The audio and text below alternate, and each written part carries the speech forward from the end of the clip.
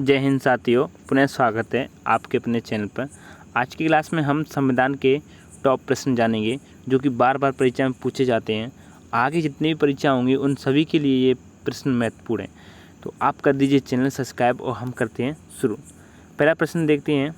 पहला प्रश्न है, मार्ले मिंटो सुधार बिल किस वर्ष पारित किया गया? तो मार्ले मिंटो सुधार बिल की बात करें तो ये पारित किया गया था 1909 में। कब पारित किया गया? 1909 में पारित किया गया था मार्ले मिंटो सुधार बिल। अब देखते हैं दूसरा प्रश्न। सभी की सभी प्रश्न महत्वपूर्ण हैं। दूसरा प्रश्न है, भारत शासन अधिनियम 1935 द्वारा स्थापित संघ में अवशिष्ट शक्तियां किसे दी गई थी? तो किसे दी गई थी? ये दी गई थी गवर्नर जनरल को दी गई थी। 1935 के अधिनियम के द्वारा अवशिष्ट शक्तियाँ गवर्नर जनरल को दी गई थी। तीसरा प्रश्न है, भारतीय संविधान सभा में महिलाओं की कुल संख्या कितनी थी? तो कितनी थी? 15 महिला थी। भारतीय संविधान सभा में कितनी महिला थी? 15 थी। और दूसरा प्रश्न, 1935 द्वारा संघ की अवशिष्ट शक्तियाँ दी गई थी गवर्नर जनरल को। ठीक है, प्रश्न को साथ ही याद करते जाना। अब देखते हैं चौथा प्रश्न देखते हैं। चौथा प्रश्न है, भारत के संविधान का निर्माता किसे माना जाता है? तो किसे माना जाता है? Doctor B.R. अम्बेडकर को माना जाता है। भारत के संविधान का निर्माता माना जाता है वो डॉक्टर B.R. अम्बेडकर को माना जाता है। पांचवा प्रश्न है, भारत का संविधान पूर्ण रूप से तैयार हुआ तो कब हुआ था? ये हुआ था तैयार 26 नवंबर 1949 को हुआ था भारत का संविधान पूर्ण रूप से तैयार। ठीक है, और 26 जनवरी 1950 को लागू हुआ था। 49 को तो तैयार हो गया, लेकिन 26 जनवरी 1950 को लागू हुआ था। अब देखते हैं छठवां प्रश्न है, भारतीय संविधान की उद्देशिका में परिवर्तन किस संशोधन अधिनियम में किए गए थे? तो भारतीय संविधान की उद्देशिका में परिवर्तन किए गए थे, वो किए गए थे 42वां संविधान संशोधन 1976 के द्वारा किए गए थे। उद्देशिका में परिवर्तन कब? 1976 में 42वें संविधान संशोधन।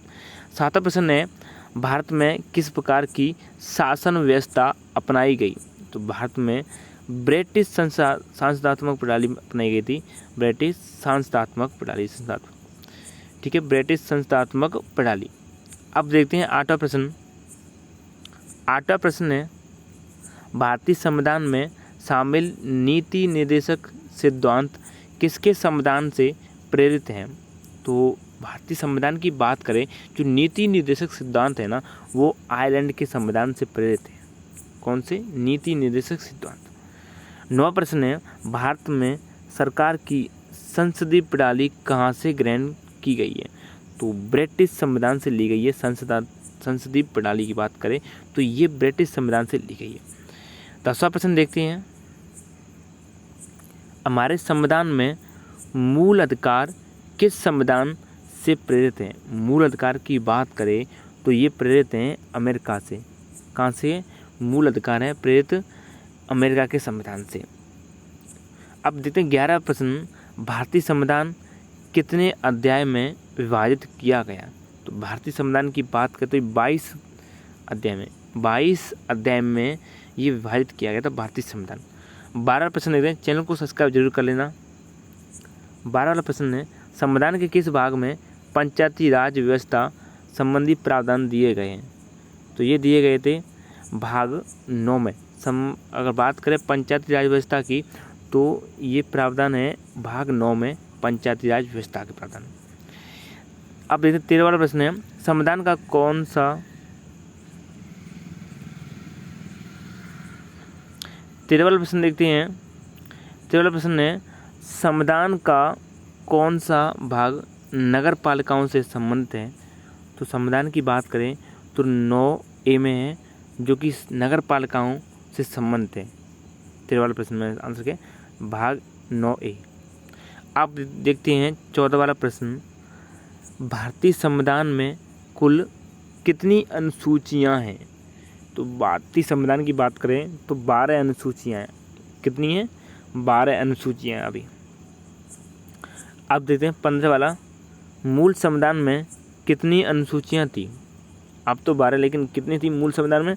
8 अनुसूचियां थी। अब है 12। 16वां प्रश्न देखते हैं। 16 वाला प्रश्न है 74वें संविधान संशोधन अधिनियम द्वारा भारतीय संविधान में कौन सी अनुसूची जोड़ी गई? तो 74वें संविधान की बात करें तो 12वीं अनुसूची जोड़ी गई। कौन सी अनुसूची? 12वीं अनुसूची जोड़ी गई थी 74वें संविधान संशोधन द्वारा, अधिनियम द्वारा। 17 वाला प्रश्न है भारतीय संविधान के किन अनुच्छेदों में नागरिकता संबंधी प्रावधान है? भारतीय संविधान के कौन से अनुच्छेदों में? ये अनुच्छेद 5 से 11 है जिसमें नागरिकता का प्रावधान है। अनुच्छेद 5 से 11 में। 18 वाला प्रश्न देखते हैं। 18 वाला प्रश्न है भारतीय संविधान का कौन सा अनुच्छेद भारत के राष्ट्रपति में अध्यादेश जारी करने की शक्ति प्रदान करता है? यानी राष्ट्रपति अध्यादेश जारी करता है वो किस अनुच्छेद के तहत करता है? तो अनुच्छेद की 123 के तहत करता है, आर्टिकल 123 के तहत, यानी अनुच्छेद 123 के तहत। अब है 19 वाला प्रश्न भारतीय संविधान के किस अनुच्छेद में निर्वाचन आयोग के लिए प्रावधान है? भारतीय संविधान में बात करें कि निर्वाचन आयोग के लिए प्रावधान किस अनुच्छेद में? अनुच्छेद 324 में। किसमें? अनुच्छेद 324 में प्रावधान है किसके लिए? निर्वाचन आयोग के लिए। अब देखते हैं 20 वाला प्रश्न। 20 वाला प्रश्न है भारत का संविधान भारत को कैसे वर्णित करता है?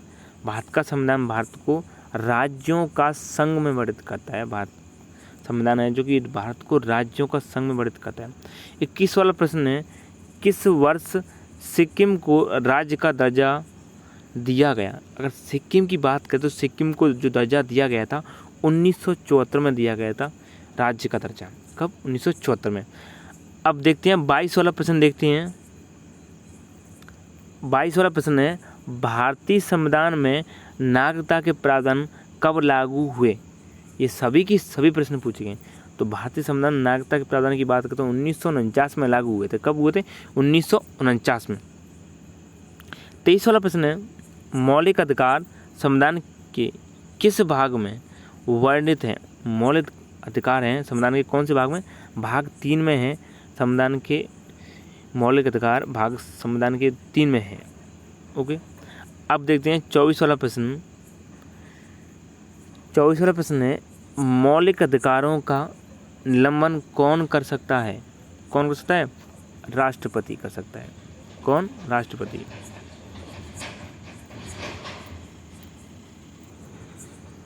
अब देखते हैं 25 वाला प्रश्न भारतीय संविधान यानी भारतीय संविधान के अंतर्गत मूल अधिकारों का संरक्षक कौन है? भारतीय संविधान के अंतर्गत मूल अधिकारों का संरक्षक होता है न्यायपालिका। संविधान के अनुसार तो न्यायपालिका ही है। देखते हैं 26 वाला प्रश्न। सभी के सभी महत्वपूर्ण प्रश्न हैं, आए हुए प्रश्न भी है ये। 26 वाला प्रश्न है धार्मिक स्वतंत्रता का अधिकार किस अनुच्छेद के द्वारा दिया गया? धार्मिक स्वतंत्रता का अधिकार दिया गया था अनुच्छेद 25 आर्टिकल 25 के तहत दिया गया था धार्मिक स्वतंत्रता का अधिकार। 27 वाला प्रश्न क्या कहता है देखते हैं। राज्य के नीति निर्देशक तत्वों का उल्लेख भारतीय संविधान के किस भाग में? नीति निर्देशक तत्वों की बात करें तो भाग 4 में है। किसमें? भाग 4 में है नीति निर्देशक तत्वों का उल्लेख। अब देखते हैं 28 वाला प्रश्न है नीति निर्देशक तत्वों को कार्यान्वित करने के लिए क्या मूल अधिकारों का हनन हो सकता है? नीति निर्देशक तत्व है ना, उनको कार्यान्वित करने के लिए मूल अधिकारों का हनन हो सकता है या नहीं, ये प्रश्न पूछा गया था। तो ये इसका सही जवाब है कुछ का होगा। कुछ का, सभी का नहीं, कुछ का हो सकता है हनन। अब देखते हैं अगला प्रश्न 28 वाला प्रश्न देखते हैं। अब नीति निर्देशक तत्वों को कार्यान्वित करने के लिए क्या मूल अधिकारों का हनन हो सकता है? तो नीति निर्देशक तत्वों को कार्यान्वित करने के लिए मूल अधिकारों का हनन हो सकता है, लेकिन इसमें क्या है यानी हो सकता है या नहीं, तो कुछ का हो सकता है। किसका? कुछ का हो सकता है हनन। अब देखते हैं 29 वाला प्रश्न। 29 वाला प्रश्न है भारतीय संविधान में मूल कर्तव्यों को शामिल करने का विचार किस देश के संविधान से लिया गया? तो मूल कर्तव्यों की बात तो पूर्व सोवियत संघ से लिए गए थे मूल कर्तव्य। 30 वाला प्रश्न है, मौलिक कर्तव्यों को निर्धारित किया गया। मौलिक कर्तव्यों को निर्धारित किया गया था 42वें संविधान संशोधन द्वारा किया गया था मौलिक कर्तव्यों को निर्धारित। 31 वाला प्रश्न देखते हैं, भारतीय संविधान के किस अनुच्छेद में भारतीय नागरिकों के मूल कर्तव्य शामिल हैं? भारतीय संविधान के किस अनुच्छेद में भारतीय नागरिकों के मूल कर्तव्य शामिल हैं? तो 51 काम है। कौन से में? 51 काम में शामिल हैं भारतीय नागरिकों के मूल कर्तव्य। अब देखते हैं 32 वाला प्रश्न, भारत की संघीय व्यवस्था को किस नाम से जाना जाता है? तो भारत की संघीय व्यवस्था को संसद के नाम से जानी जाती है, भारत की संघीय व्यवस्था को। 33 वाला प्रश्न देखते हैं, भारतीय संसद के कितने सदन हैं? भारतीय संसद के कितने सदन हैं? 2 सदन हैं, लोकसभा राज्यसभा। सदन की बात करें तो 2 हैं। और अगर बात करें कि भारतीय संसद बनती किस किस से है, तो लोकसभा, राज्यसभा और राष्ट्रपति से मिलकर बनती है। 34 वाला प्रश्न है, संसद के किस सदन को प्रतिनिधि सभा कहते हैं? तो किस सदन को? लोकसभा को प्रतिनिधि सभा भी कहा जाता है। पूछा गया प्रश्न है। 35 वाला प्रश्न देखते हैं, संसद का स्थायी सदन है तो कौन सा है? राज्यसभा संसद का स्थायी सदन होता है। अब देखते हैं 36 वाला प्रश्न, भारतीय संसद में शामिल है लोकसभा, राज्यसभा एवं राष्ट्रपति तीनों से मिलकर बनती है संसद, भारतीय संसद। लोकसभा, राज्यसभा एवं राष्ट्रपति से।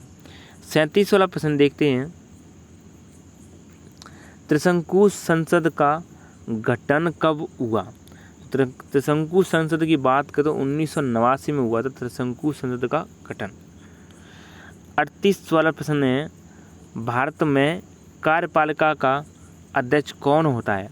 तो भारत में कार्यपालिका का अध्यक्ष होता है राष्ट्रपति। कौन होता है? राष्ट्रपति होता है भारत में कार्यपालिका का अध्यक्ष। 39 वाला प्रश्न देखते हैं, राष्ट्रपति पद के उम्मीदवार के लिए अधिकतम आयु कितनी होनी चाहिए? तो राष्ट्रपति पद के लिए कोई सीमा नहीं है, कितनी भी उम्र हो सकती है, कोई सीमा नहीं है, ये उल्लेख किया गया, ये कोई सीमा नहीं। 40 वाला प्रश्न है, भारत के चौथे राष्ट्रपति थे, कौन थे? वीवी गिरी थे भारत के चौथे राष्ट्रपति। 41 वाला प्रश्न देखते हैं इसे आगे, राष्ट्रपति द्वारा जारी एक अध्यादेश संसद के सत्र शुरू होने के बाद कितने समय तक रखा जाना आवश्यक है? तो राष्ट्रपति के द्वारा जारी अध्यादेश संसद के शुरू होने के बाद कितने समय? 6 सप्ताह तक रखा जाना आवश्यक है। 42 वाला प्रश्न है, भारत में राष्ट्रपति चुना जाता है, तो भारत में राष्ट्रपति चुना जाता है निर्वाचित सांसदों व विधानसभा सदस्यों द्वारा भारत में राष्ट्रपति चुना जाता है। 43 वाला प्रश्न देखते हैं, भारत के राष्ट्रपति का प्रति माह वेतन कितना है? तो भारत के राष्ट्रपति को प्रति माह वेतन मिलता है 5 लाख। कितना मिलता है? 5 लाख मिलता है भारत के राष्ट्रपति को प्रति माह वेतन। 44 वाला प्रश्न है, भारत के उपराष्ट्रपति के पद पर लगातार 2 बार पद पर कौन रहा था? भारत के उपराष्ट्रपति के पद पर लगातार 2 बार रहे थे डॉक्टर एस राधाकृष्णन रहे थे लगातार 2 बार उपराष्ट्रपति। 45 वाला प्रश्न देखते हैं, राज्यसभा के लिए राष्ट्रपति द्वारा कितने सदस्य नामित किए जाते हैं? तो राज्यसभा के लिए राष्ट्रपति करते हैं 12 सदस्यों को नामित करता है राष्ट्रपति। राज्यसभा के लिए कितने? 12 सदस्य। 40 वाला प्रश्न है, धन विधेयक पारित करने के लिए राज्यसभा को कितना समय दिया जाता है? तो धन विधेयक पारित करने के लिए राज्यसभा को समय दिया जाता है 14 दिन। कितने? 14 दिन दिया जाता है राज्यसभा को समय धन विधेयक को पारित करने के लिए। 47 वाला प्रश्न देखते हैं। 47 वाला प्रश्न है, अविश्वास प्रस्ताव किस सदन में लाया जाता है? तो अविश्वास प्रस्ताव लोकसभा में लाया जाता है। किसमें लोकसभा लाया जाता है अविश्वास प्रस्ताव। 48वां प्रश्न है, लोकसभा में राज्यों को किस आधार पर सीटें आवंटित होती हैं? तो कैसे? जनसंख्या के हिसाब से होती हैं लोकसभा में राज्यों की सीटें। जैसे लोकसभा है उसमें राज्यों को लोकसभा की सीटें जनसंख्या के हिसाब से आवंटित की जाती हैं। अब देखते हैं 49 वाला प्रश्न है, मंत्रिमंडल की बैठक की अध्यक्षता कौन करता है? तो मंत्रिमंडल की बैठक की अध्यक्षता करता है प्रधानमंत्री। कौन करता है? प्रधानमंत्री करता है। मंत्रिमंडल की अध्यक्षता की बैठक करता है प्रधानमंत्री। 50 वाला प्रश्न है, प्रथम गैर कांग्रेसी प्रधानमंत्री बने, कौन बने थे? तो मोरारजी देसाई बने थे प्रथम गैर कांग्रेसी प्रधानमंत्री। इस क्लास के सभी प्रश्न हो चुके हैं। आप इन प्रश्नों को बार बार देखें और याद करने की कोशिश करें, क्योंकि आगे जितनी परीक्षाएं होंगी उन सभी के लिए महत्वपूर्ण है। अगली पार्ट 2 में 50 क्वेश्चन और लाएंगे, जो कि वो भी इम्पोर्टेंट प्रश्न होंगे। कोशिश रहेगी कि आपके लिए सभी प्रश्न महत्वपूर्ण लेके आएँ, जो बार बार परीक्षा में पूछे जाते हैं। वीडियो अगर अच्छी लगे तो सच में लाइक करना, चैनल पर नए हो तो सब्सक्राइब जरूर कर लेना, क्योंकि हम आपके लिए बड़ी मेहनत से वीडियो बना के लाते हैं और थोड़ा टाइम लगता है, पर चैनल को सब्सक्राइब जरूर कर लें। थैंक यू, मिलते हैं एक और क्लास के साथ।